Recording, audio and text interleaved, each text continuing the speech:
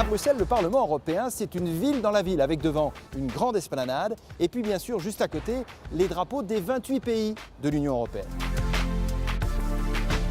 Alors comment vont vivre et travailler nos députés européens? Je vous emmène voir ça.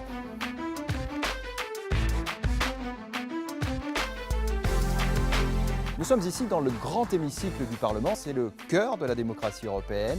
C'est ici à Bruxelles, mais aussi à Strasbourg, que les 751 eurodéputés débattent, mais aussi qu'ils votent.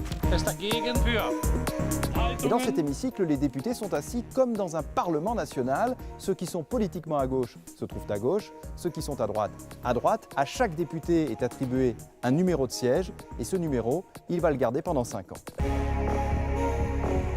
Pour voter, la plupart du temps, les eurodéputés le font à main levée.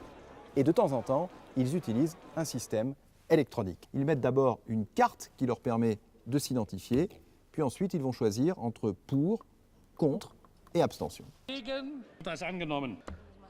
Mais à la différence d'un Parlement national, l'accessoire essentiel ici, c'est le casque, sans lequel le député européen ne pourrait pas comprendre ce qui est en train de se dire.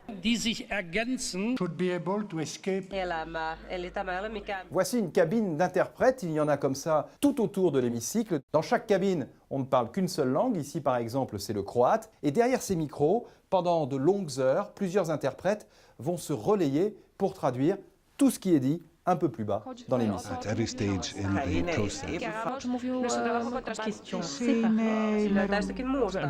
Tous les débats sont traduits dans les 24 langues de l'Union européenne par un bataillon d'interprètes dont la majorité parle 5, 6, voire 7 langues différentes.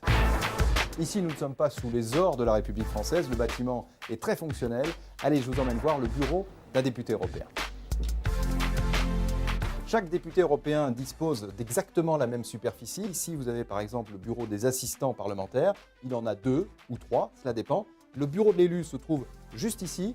Alors vous le voyez, c'est pas très grand, ça fait 20 à 25 mètres carrés seulement, avec une particularité, c'est la couchette qui est ici. Cette couchette qui lui permet de dormir pendant les sessions nocturnes.